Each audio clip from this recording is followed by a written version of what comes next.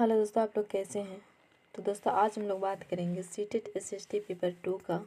और ये सेट कितना है दोस्तों, तो ये सेट है कितना, तो 31 जनवरी 2021 का। कितना दोस्तों, तो 31 जनवरी 2021 का। ठीक है ना, कितना का है, तो 21 का है। तो चलिए आज हम लोग शुरू करते हैं।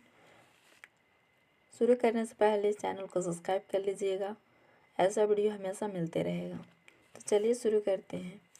फर्स्ट क्वेश्चन क्या है दोस्तों, तो फर्स्ट क्वेश्चन है कि भारत में शरद ऋतु के संबंध में कथन ए, बी और सी पर विचार कीजिए और सही विकल्प का चयन कीजिए। तो दोस्तों ए में दिया हुआ है कि इस मौसम को दक्षिण पश्चिम मानसून के नाम से भी जाना जाता है। और बी में है इस मौसम में पवन बंगाल की खाड़ी तथा अरब सागर से स्थल की ओर बहती है। और सी में है यह मौसम मानसून के आने तथा आगे बढ़ने का मौसम है। तो बताइए दोस्तों यहाँ पर कौन सा गलत है और कौन सा सही है दोस्तों। तो दोस्तों यहाँ पर ए में बोल रहा है कि इस मौसम को दक्षिण पश्चिम मानसून के नाम से भी जाना जाता है। तो ये दक्षिण पश्चिम मानसून के नाम से किस मौसम को जाना जाता है दोस्तों, तो ये ग्रीष्म काल को जाना जाता है। जो ग्रीष्म काल रहता है उसको जाना जाता है, ना कि शीतकाल को। ठीक है ना। और इसका अलावा जो शरद ऋतु में जो हवा बंगाल की जो खाड़ी से तमिलनाडु के तट की तरफ चलती है और ये मानसून के निवर्तन का समय होता है। ठीक है ना। यानी ये क्या है, तो ये तीनों का तीनों गलत है दोस्तों। तो ये तीनों का तीनों गलत कहाँ पर ही है दोस्तों, तो ये है कहाँ पर तीनों गलत है दोस्तों, तो फोर्थ ऑप्शन में। ठीक है ना, फोर्थ ऑप्शन क्या हो जाएगा, तो राइट हो जाएगा। नेक्स्ट क्वेश्चन है दोस्तों कि निम्नलिखित में से कौन सी नदियाँ सुंदरबन डेल्टा का निर्माण करती है। कौन सा नदियाँ हैं जो कि सुंदरबन डेल्टा का निर्माण करती है दोस्तों। एक में है गंगा और ब्रह्मपुत्र, दो में है नर्मदा और तापी, और थ्री में है महानदी एवं गोदावरी, और फोर्थ में है कृष्णा एवं कावेरी। तो बताइए दोस्तों कौन सा नदियां हैं जो सुंदरबन डेल्टा का निर्माण करती है। तो दोस्तों कौन सा नदियां हैं, तो ये गंगा और ब्रह्मपुत्र नदियां हैं जो कि सुंदरबन डेल्टा का निर्माण करती है। क्या करती है, सुंदरबन डेल्टा का निर्माण करती है। ठीक है ना। और फिर ये विश्व का सबसे बड़ा डेल्टा होता है दोस्तों, और ये 10,200 वर्ग किलोमीटर में फैला रहता है भारत में। ठीक है ना, बांग्लादेश और भारत में। ठीक है, कितना दोस्तों, तो 10,200 वर्ग किलोमीटर। कितना, तो वर्ग किलोमीटर। ठीक है ना, भारत और बांग्लादेश में फैला है। ठीक है। नेक्स्ट क्वेश्चन है दोस्तों कि दिए गए लक्षणों ए और बी के आधार पर वायुमंडलीय परत की पहचान कीजिए। तो यहाँ पर जो वायुमंडल है दोस्तों इसका पहचान करना है, तो ये कौन सा लक्षण है। ठीक है ना। एम है कि आंतरिक से प्रवेश करने वाले उल्का पिंड इस परत में आने पर जल जाते हैं। और बीम है कि इस परत में बढ़ती ऊंचाई के साथ तापमान घटता है। तो बताइए कि ये दोनों में से कौन सा दोनों का एक ही लक्षण है, तो ये कौन सा होगा दोस्तों। तो 1 में है कि क्षोभ मंडल, और 2 में है समताप मंडल, 3 में है माध्य मंडल, और 4th में है बाह्य मंडल। तो बताइए इसका सही क्या हो जाएगा। तो दोस्तों माध्य मंडल, ये क्या हो जाएगा दोस्तों, तो ये हो जाएगा माध्य मंडल। क्या हो जाएगा, माध्य मंडल हो जाएगा। ठीक है ना, 3 ऑप्शन क्या हो जाएगा, राइट हो जाएगा। माध्य मंडल पृथ्वी के जो वायुमंडल में जो समताप मंडल के जो ऊपर होता है वही क्या कहलाता है। जैसे कि ये क्षोभ मंडल हो गया, और ये समताप मंडल हो गया, और ये मध्य मंडल हो गया। ठीक है ना। और मध्य मंडल कितना दोस्तों, तो ये 50 से 80 किलोमीटर ऊंचाई वाले भाग में पाई जाती है। कितना दोस्तों, तो 50 से 80 किलो। ठीक है ना, 80 किलोमीटर की ऊंचाई वाले भाग में पाई जाती है। ठीक है। नेक्स्ट है दोस्तों कि आतपन का संबंध है। तो आतपन का संबंध किससे है दोस्तों, तो ये बहुत आसान क्वेश्चन है। ये आतपन का संबंध किससे है, तो सूर्य ऊर्जा के साथ। यानी 3 ऑप्शन क्या हो जाएगा, तो राइट हो जाएगा। ठीक है ना। नेक्स्ट है दोस्तों, यहाँ पर मिलान करने वाला है। तो नेक्स्ट क्या है, तो उचित विकल्पों के साथ निम्नलिखित का मिलान कीजिए। क्या कीजिए, निम्नलिखित का मिलान कीजिए, ठीक है ना। अब यहाँ पर मिलान करना है दोस्तों, ठीक है। तो मिलान करने के लिए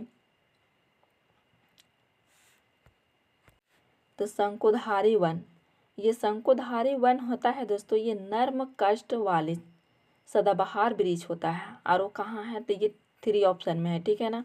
उसके बाद भूमध्य सागरीय वनस्पति। अब ये भूमध्य सागरीय वनस्पति कहाँ पर है, तो ये पश्चिम एवं महाद्वीप का पश्चिमी एवं दक्षिणी पश्चिमी किनारा, यानी बी का ऑप्शन किससे लगेगा, तो ये लग जाएगा 4th में, ठीक है ना। और उष्णकटिबंधीय सदाबहार वन, उष्णकटिबंधीय सदाबहार वन दोस्तों कहाँ पर है, तो ये महाद्वीप का पूर्वी किनारे कहाँ है, तो 1 में है, ठीक है ना। और डी में है शीतोष्ण सदाबहार वन, क्या, शीतोष्ण सदाबहार वन। तो डी का जोड़ी किसका साथ में लग जाएगा दोस्तों, तो डी का जोड़ी यहाँ पर उष्णकटिबंधीय वाला है दोस्तों, तो ये वाला दूसरा में लग जाएगा। और फिर शीतोष्ण सदाबहार वन ये लग जाएगा 1 में, ठीक है ना, ये 1 में लग जाएगा। और उष्णकटिबंधीय जो सदाबहार वन है वो 2 में लगेगा, ठीक है ना। तो ये ए का जोड़ी किसका साथ में लगेगा, तो ये 3 के साथ में लगेगा, ठीक है। तो कहाँ पर ही है, तो यहाँ 2 और 3 में है और 1 में नहीं है और 4th में नहीं है, तो ये क्या हो गया, तो ये कट गया। और बी की जोड़ी 4th के साथ में लगेगा, किसका साथ में, तो 4th के साथ में लगेगा। तो बी की जोड़ी कहाँ कहाँ 4th के साथ में है, तो 4 में है और 2 में है। तो 4 तो पहले कट गया है, इसीलिए 2 ऑप्शन क्या हो जाएगा, तो राइट हो जाएगा। नेक्स्ट है, दिए गए दोनों कथनों पर ध्यान दें और उचित विकल्प का चयन करें। एम है कि सहारा रेगिस्तान एक समय में पूर्णतः हरा भरा मैदान था, जो कि क्या है दोस्तों, ये बिल्कुल राइट है, ठीक है ना।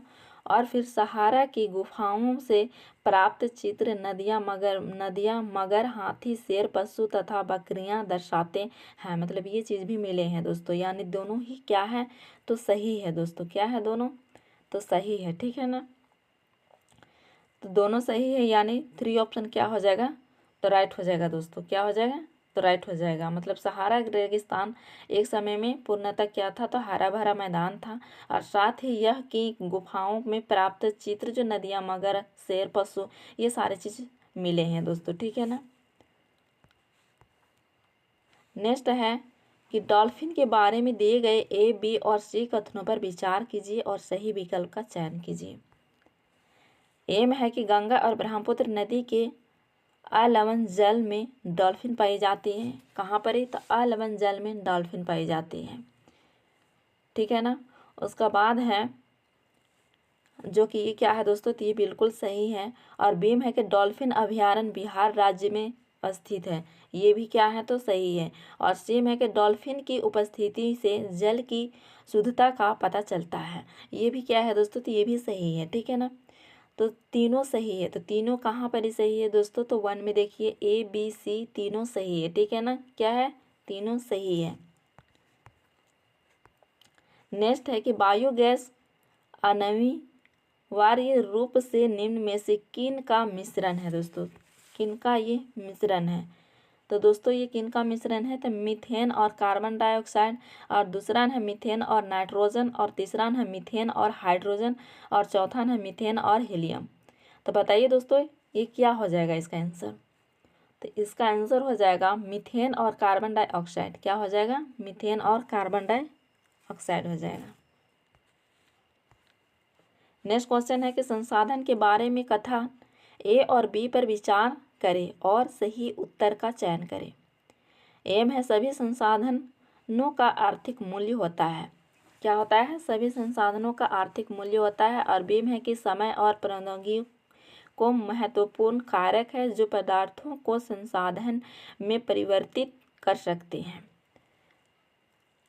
तो दोस्तों पहला न बोल रहा है कि सभी संसाधनों का आर्थिक मूल्य होता है, जी नहीं दोस्तों, सभी संसाधनों का आर्थिक मूल्य नहीं होता है।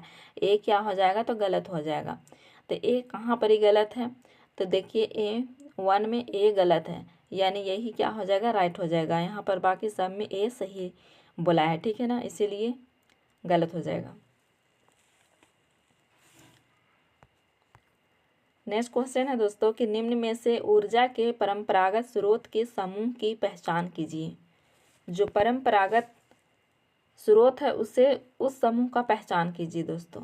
तो वो समूह कौन है दोस्तों? तो एक में है खनिज तेल, प्राकृतिक गैस, ईंधन, और 2 में है कि कोयला, ईंधन और बायोगैस, और 3 में है जल, विद्युत, भूतापीय ऊर्जा और ज्वारीय ऊर्जा, और 4th में है कि परमाणु ऊर्जा और ऊर्जा जल विद्युत। तो बताइए इसका सही क्या हो जाएगा? तो सही हो जाएगा दोस्तों कि खनिज तेल और प्राकृतिक गैस और ईंधन हो जाएगा। क्या हो जाएगा? खनिज तेल और प्राकृतिक गैस और ईंधन हो जाएगा, ठीक है ना। यानी कौन सा ऑप्शन सही हो जाएगा दोस्तों? तो ये 1 क्या हो जाएगा? तो सही हो जाएगा, ठीक है। नेक्स्ट क्वेश्चन है दोस्तों कि प्राकृतिक संसाधनों के प्रकार को उनके वर्गीकरण के साथ मिलान करें।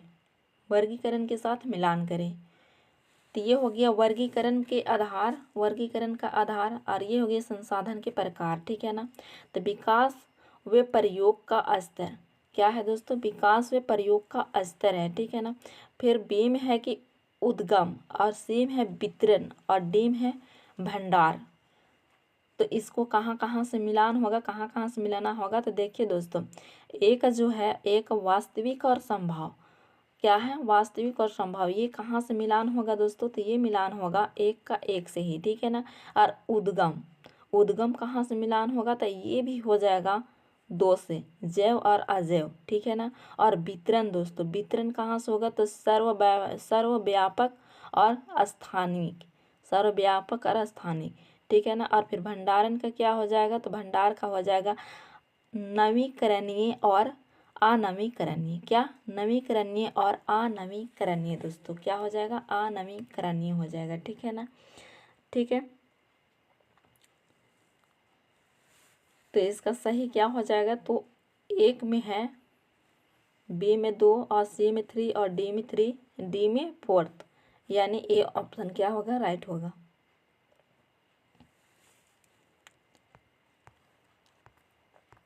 नेक्स्ट क्वेश्चन है कथन ए, लगभग 12,000 साल पहले भारत में कई क्षेत्रों में गर्मी बढ़ने के कारण घास वाले मैदान बनने लगे। और कथन बी में है कि हिरन, बारहसिंगा, बकरी, भेड़ और मवेशी जैसे जानवरों की संख्या बढ़ी। तो बताइए इसका क्या हो जाएगा सही आंसर?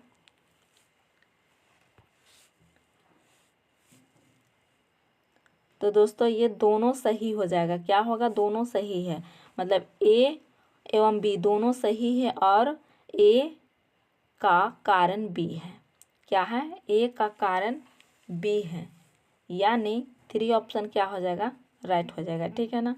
यहाँ पर जो लगभग 12,000 साल पहले भारत में कई क्षेत्रों में गर्मी बढ़ने के कारण घास वाले मैदान बनने लगे, और फिर हिरन, बारहसिंगा, बकरी, भेड़ और मवेशी जैसे जानवरों की संख्या भी क्या होने लगे? बढ़ने लगे, ठीक है ना। यानी इसको भी पालने पोसने लगे, ठीक है। नेक्स्ट है कि पूरा स्थलों के संदर्भ में निम्नलिखित में से कौन सही है? कौन सही है?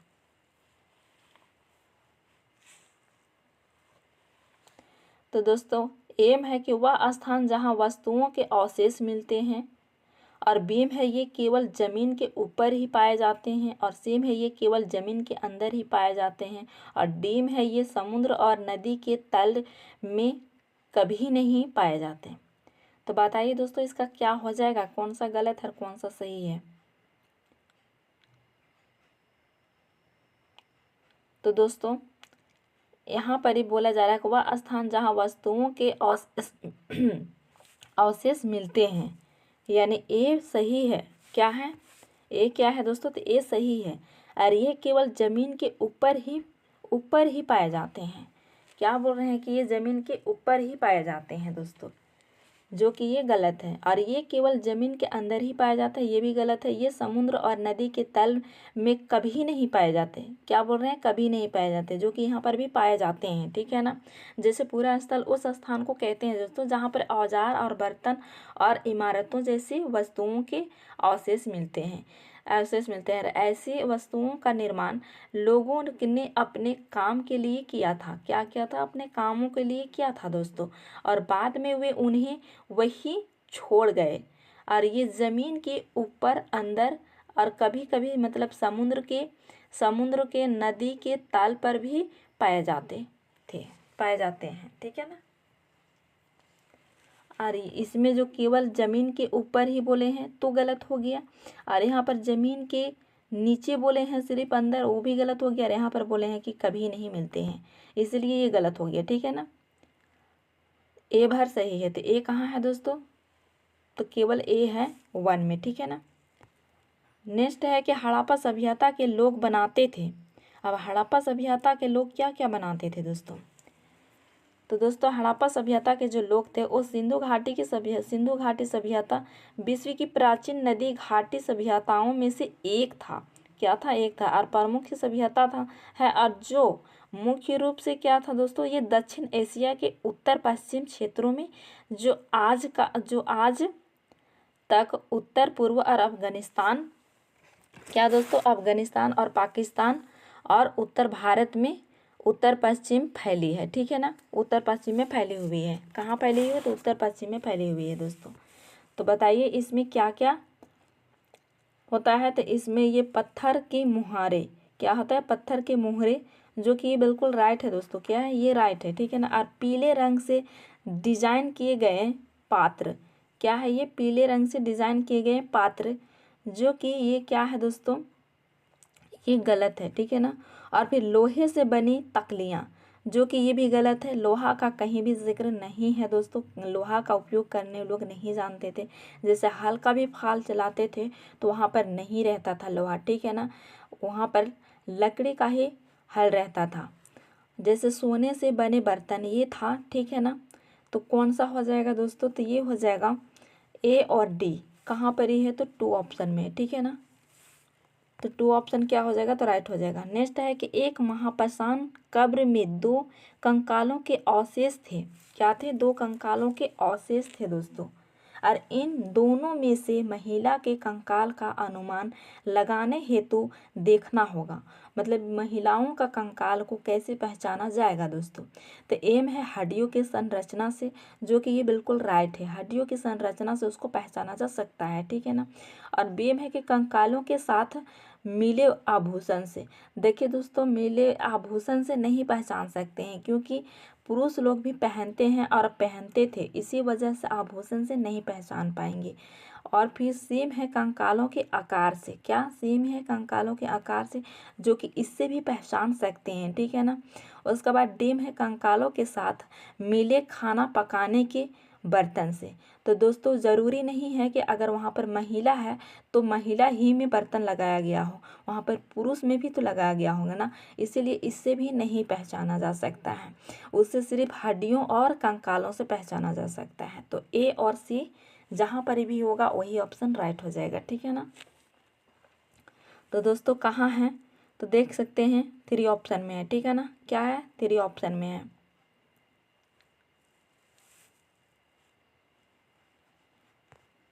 नेक्स्ट क्वेश्चन है, प्रारंभिक काल से शुरू करके आरोही क्रम में निम्नलिखित को सजाइए। मतलब प्रारंभिक काल से, जो प्राचीन काल से है, उसे दर्शाने के लिए बोला जा रहा है दोस्तों। तो देखिए दोस्तों क्या हो जाएगा इसमें? सबसे पहले वेद की रचना की शुरुआत, फिर महापाषाणों के निर्माण की शुरुआत, फिर ईमान गांव में कृषकों का निवास, और फिर दीम है रचक। तो बताइए चरक। तो दोस्तों बताइए इसमें क्या होगा? तो देखिए दोस्तों यहाँ पर इसमें अदल बदल करने की ज़रूरत नहीं है, ये पूरी तरह से सीक्वेंस है। ठीक है ना। वेद की रचना की शुरुआत, ये ए में हो जाएगा। ठीक है ना। उसका बाद फिर महापाषाणों के निर्माण की शुरुआत, ये बी में हो जाएगा। उसका बाद फिर इनाम गांव में कृषकों का निवास, और फिर चरक। ठीक है ना। तो ए बी सी डी ये सीक्वेंस है, इसीलिए ये क्या हो जाएगा? 1 ऑप्शन राइट हो जाएगा।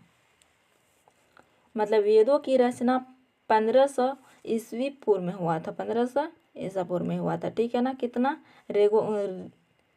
वेदों की रचना। ठीक है ना। जबकि महापाषाण उसके बाद रचना, और फिर ईमान गांव ताम्रपाषाण काल में, और फिर रचना, और फिर जबकि रचक गुप्त कालीन वैधि में हुई थी। कब हुई थी? तो ये गुप्त में हुई थी, ठीक है ना, गुप्त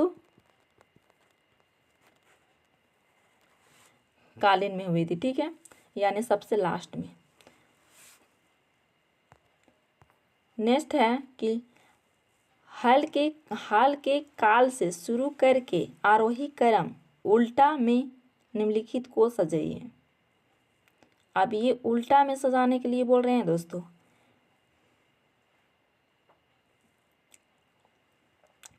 तो सबसे पहले एरिका मेडू, उसका बाद फिर क्या होगा? सबसे पहले क्या होगा? तो एरिका मेडू, उसका बाद हो जाएगा डी ऑप्शन संगम साहित्य की रचना की शुरुआत, उसका बाद हो जाएगा लोहे के प्रयोग में बढ़ोतरी, नगर आहत सिक्के। दोस्तों यहाँ पर सबसे शुरू में होगा लोहे के प्रयोग में बढ़ोतरी, नगर आहत सिक्के, ठीक है ना। यहाँ पर भी सीक्वेंस है, यहाँ पर भी बदलना नहीं है, ठीक है ना। और बीम है कि उपमहाद्वीप में लोहे के प्रयोग की शुरुआत, और फिर सीम है अरिका मेडू पतन में बसना, और डीम है संगम साहित्य की रचना की शुरुआत।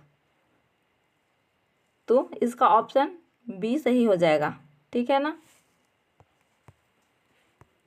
नेक्स्ट है कि चोल मंदिर धार्मिक सामाजिक एवं सांस्कृतिक जीवन के केंद्र थे, और बीम है चोल काल से प्रतिमाएं देवी देवताओं की थी, पर कुछ प्रतिमाएं भक्तों की भी थी। तो इसमें दोनों सही है। क्या है? दोनों सही है, लेकिन क्या कर रहा है कि ए का सही स्पष्टीकरण बी नहीं कर रहा है दोस्तों। क्या है? बी नहीं कर रहा है, इसीलिए इसका ऑप्शन सही फोर्थ ऑप्शन हो जाएगा, ठीक है ना। नेक्स्ट है कि दिल्ली के सुल्तानों के समय त्वारिख के लेखकों ने जन्मसिद्ध अधिकार और लिंग भेद पर आधारित आदर्श समाज व्यवस्था बनाए रखने की सलाह दी, और बीम है कि उनके विचारों से सारे लोग सहमत थे। क्या थे? सारे लोग सहमत थे, जो कि ये बिल्कुल गलत है दोस्तों। सारे लोग क्या थे? तो सहमत नहीं थे, ठीक है ना। तो ए सही है और बी क्या है? तो गलत है, इसीलिए 1 ऑप्शन क्या हो जाएगा? तो राइट हो जाएगा। नेक्स्ट है कि रजिया ने अपने अभिलेखों में अपना नाम पुरुषों जैसा लिखकर अपने पुरुष होने का भ्रम पैदा किया, जो कि क्या है दोस्तों? ये बिल्कुल गलत है। ये अपना नाम पुरुषों जैसा लिखकर अपने पुरुष होने का भ्रम पैदा नहीं किया था दोस्तों, ठीक है ना। क्या किया था? नहीं किया था। और बीम है कि त्वारिख के लेखकों ने सामाजिक तथा लिंग भेद को आधार बनाकर यह तर्क दिया कि पुरुष स्त्रियों की तुलना में श्रेष्ठ होते हैं। ये सही है। क्या है कि लिंग भेद की आधार बना करके क्या कहे थे कि पुरुष स्त्रियों की तुलना में श्रेष्ठ होते हैं। क्या होते हैं? तो श्रेष्ठ होते हैं, यानी ए गलत है और बी सही है। क्या है दोस्तों? ए गलत है और बी सही है। तो कहाँ है? तो 2 ऑप्शन में आप देख सकते हैं, ठीक है ना। नेक्स्ट है दोस्तों कि अकबर, जहांगीर और शाहजहां ने सुलह कुल सर्वत्र शांति के विचार को शासन का सिद्धांत बनाया, और बीम है कि विभिन्न धर्मों से जुड़े हुए व्यक्तियों के साथ विचार विमर्श से अकबर की समझ बनी कि जो विद्वान धार्मिक रीति और मतदाता पर बल देते हैं वे अक्सर कट्टर होते हैं। तो बताइए इसका सही आंसर क्या हो जाएगा दोस्तों? तो दोस्तों यहाँ पर देखिए दोनों सही है। क्या है? दोनों सही है। ए और बी दोनों सही है, और ए का कारण बी है। क्या है? ए का कारण भी बी है दोस्तों, ठीक है ना।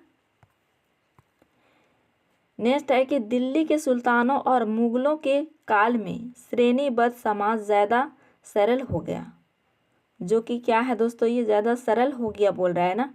तो इसीलिए ये गलत हो जाएगा, जबकि ये कठिन हो गया था। ठीक है ना, क्या हुआ था दोस्तों, कठिन हो गया था।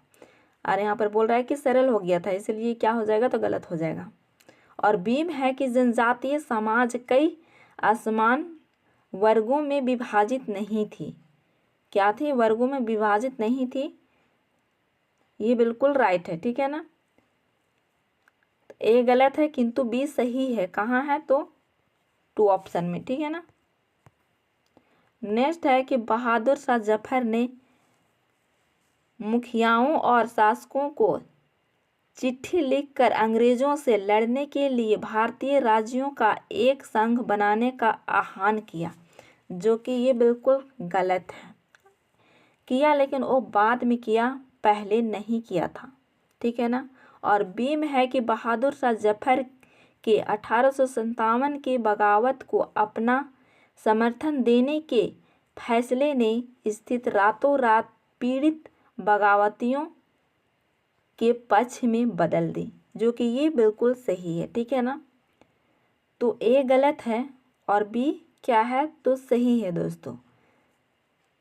2 ऑप्शन क्या हो जाएगा, तो राइट हो जाएगा। मतलब बी गलत है किंतु ए गलत है किंतु बी सही है। ठीक है ना।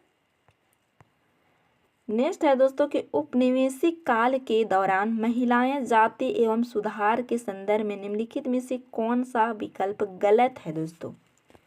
यहाँ पर जो गलत थे उसे चूज करना है। ठीक है ना। तो 1 में है कि पंडिता रमाबाई ने पूना में एक विधवा गृह की स्थापना की। क्या की, विधवा गृह की स्थापना की, जो कि बिल्कुल राइट है दोस्तों। और प्राचीन ग्रंथों के ज्ञान से सुधारकों को नए कानून बनवाने में मदद मिली। क्या मिली, नए कानून बनवाने में मदद मिली, जो कि ये भी क्या है, तो बिल्कुल सही है। यहाँ पर तीसरा में कि विद्यासागर ने विधवा विवाह का सुझाव दिया, ये भी बिल्कुल सही है। मतलब विद्यासागर ने विधवा विवाह का क्या किया, तो सुझाव दिया। और 4th में है कि प्रार्थना समाज ने केवल हिंदू ग्रंथों पर विचार विमर्श किया। ये क्या है, तो ये गलत है और हम लोगों को गलत ही छांटना था। तो 4th ऑप्शन क्या हो जाएगा, तो राइट हो जाएगा। ठीक है ना। नेक्स्ट है कि तेलंगाना राज्य पहले भारत के किस राज्य का हिस्सा था। भारत के किस राज्य का हिस्सा था दोस्तों, किस राज्य का हिस्सा था। 1 में है मध्य प्रदेश, 2 में है कर्नाटक, 3 में है मध्य प्रदेश और 4th में है आंध्र प्रदेश। तो दोस्तों ये किस राज्य का हिस्सा था, तो ये था आंध्र प्रदेश राज्य का हिस्सा था। और 2 जून कितना, तो 2 जून 2014 को तेलंगाना आंध्र प्रदेश से अलग होकर देश का कितना राज्य बना था दोस्तों, तो 29वां राज्य बना। और चंद्रशेखर राव ने इसके पहले मुख्यमंत्री के क्या हुआ, तौर पर शपथ लिया। क्या हुआ, तो शपथ ली। ठीक है ना, शपथ ली। नेक्स्ट है कि निम्नलिखित कथनों पर ध्यान दें और लोकतंत्र में संचार माध्यम की सही भूमिका का चयन करें। एम है कि इससे समाचार के माध्यम से नागरिकों को सूचना पहुंचानी चाहिए। क्या करनी चाहिए, तो सूचना पहुंचानी चाहिए। ये बिल्कुल राइट है दोस्तों। एक संचार माध्यम के जरिए नागरिकों के पास वो सूचना पहुंचाना चाहिए।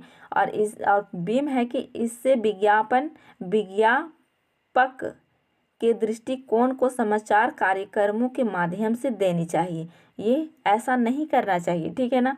और फिर सेम है, इससे हर दृष्टिकोण की चर्चा करनी चाहिए। हर दृष्टिकोण की चर्चा करनी चाहिए, मतलब हर बात को उससे चर्चा करनी चाहिए दोस्तों। ठीक है ना, क्या करनी चाहिए, हर बात को उससे चर्चा करनी चाहिए। तो ए और सी क्या हो जाएगा, राइट हो जाएगा। ए और सी यानी 3 ऑप्शन में ए और सी है, 3 ऑप्शन राइट हो जाएगा। नेक्स्ट है कि निम्नलिखित में से कौन सा विज्ञापन रूढ़िवादित चित्रण जेंडर स्टूडियो टाइप का उदाहरण नहीं है। क्या है, नहीं है। एम है कि स्पोर्ट्स जूते के विज्ञापन में एक लड़की फुटबॉल खेलती है। और 2 में है कि चाय के विज्ञापन में एक माँ का सुबह चाय बनाना, जो कि ये क्या है, बिल्कुल ऐसा नहीं होना चाहिए। क्या एक माँ ही चाय बना सकते हैं। फिर लिपस्टिक के विज्ञापन के एक महिला का मेकअप करना। और 4th में है गाड़ी के विज्ञापन में एक महिला को पति द्वारा ऑफिस दफ्तर छोड़ा जाना। तो बताइए इसमें क्या हो जाएगा सही आंसर। तो इसमें सही आंसर हो जाएगा ए ऑप्शन, ठीक है ना। नेक्स्ट है, दिए गए लक्षणों ए और बी के आधार पर महाद्वीप की पहचान करें। अब यहाँ पर ए और बी है, उसमें कौन सा महाद्वीप का यहाँ पर दर्शाया गया है, इसे पहचान करना है। यह ए में क्या है, तो यह विश्व का सबसे छोटा महाद्वीप है जो पूरी तरह से दक्षिणी गोलार्ध में स्थित है। और बी में है दोस्तों कि इसे द्वीपीय महाद्वीप भी कहा जाता है दोस्तों। मान के चलिए ये एक पृथ्वी है दोस्तों, और ये विषुवत रेखा है, ठीक है ना। और ये विषुवत रेखा है, और ये कर्क रेखा, और ये मकर रेखा है। तो कहाँ पर ही है, तो यहाँ पर है, पूरी तरह दक्षिणी में है, ठीक है ना। दक्षिणी गोलार्ध में है। तो दक्षिणी गोलार्ध में कौन सा महाद्वीप है दोस्तों, तो ये है ऑस्ट्रेलिया। क्या है, तो ऑस्ट्रेलिया है, ठीक है ना। तो 2 ऑप्शन इसमें राइट हो जाएगा, जो कि सबसे छोटा महाद्वीप है, विश्व का सबसे छोटा महाद्वीप है, और ये 7वां महाद्वीप है, ठीक है ना। पता है कि हम लोगों को पृथ्वी के अंदर 7 महाद्वीप है। तो सबसे बड़ा महाद्वीप है एशिया महाद्वीप, ठीक है ना। सबसे बड़ा महाद्वीप कौन है, तो एशिया महाद्वीप है। और सबसे छोटा महाद्वीप है वो ऑस्ट्रेलिया है, ठीक है ना। नेक्स्ट क्वेश्चन है दोस्तों कि सौर मंडल में हम जैसे जैसे सूर्य से दूर जाते हैं तो क्या होता है। मतलब जो सौर मंडल है, मान के चलिए ये सूर्य है, क्या है, ये सूर्य है। अब इससे दूर जाते हैं तो क्या होता है, ग्रहों द्वारा सूर्य के चारों ओर एक परिक्रमण करने की अवधि बढ़ती जाती है, जो कि बिल्कुल राइट है दोस्तों। मान के चलिए ये बुध है, ठीक है ना। तो ये जल्दी इसका चक्कर लगाएगा और ये कम लगाएगा, मतलब ये दूर जितना जाएगा उतना देर लगेगा, ठीक है ना। क्या होगा, देर लगेगा। तो क्या होगा कि ग्रहों द्वारा सूर्य के चारों ओर एक परिक्रमण करने की अवधि बढ़ती जाती है। क्या होती है, बढ़ती जाती है। और बी में ग्रहों द्वारा सूर्य के चारों ओर एक परिक्रमण करने की अवधि घटती जाती है, जो कि ये बिल्कुल गलत है। और ग्रहों का आकार क्रम घटता जाता है, ये भी गलत है दोस्तों। सूर्य के बहुत नज़दीक के ग्रह गैसीय और तरल पदार्थों से बने होते हैं, और सूर्य से बहुत दूर स्थित ग्रह चट्टानों से बने होते हैं। तो दोस्तों ये भी क्या है, गलत है। जैसे ये सूर्य है और सूर्य के नज़दीकी ग्रह चट्टान से बने होते हैं, ना कि गैस से बने होते हैं। जैसे कि 4 ग्रह है, वो चारों ग्रह आंतरिक ग्रह भी कहलाता है। और फिर ये चारों ग्रह क्या होता है, तो चट्टान से बने होते हैं। और ये बाह्य ग्रह क्या होता है, तो ये बाह्य ग्रह क्या होता है, तो ये गैसीय से बने होते हैं और बाह्य ग्रह भी कहलाता है, ठीक है ना। तो इसका ऑप्शन ए हो जाएगा सही। नेक्स्ट है दोस्तों, कल्पना करें यदि पृथ्वी अपने कक्षीय समतल की ओर नहीं झुकी होती तो क्या होता दोस्तों। अब इसमें क्या करना है कि कल्पना कीजिए कि अगर पृथ्वी अपने कक्षीय समतल की ओर नहीं झुका होता तो क्या होता। एम है कि परदीप्तीय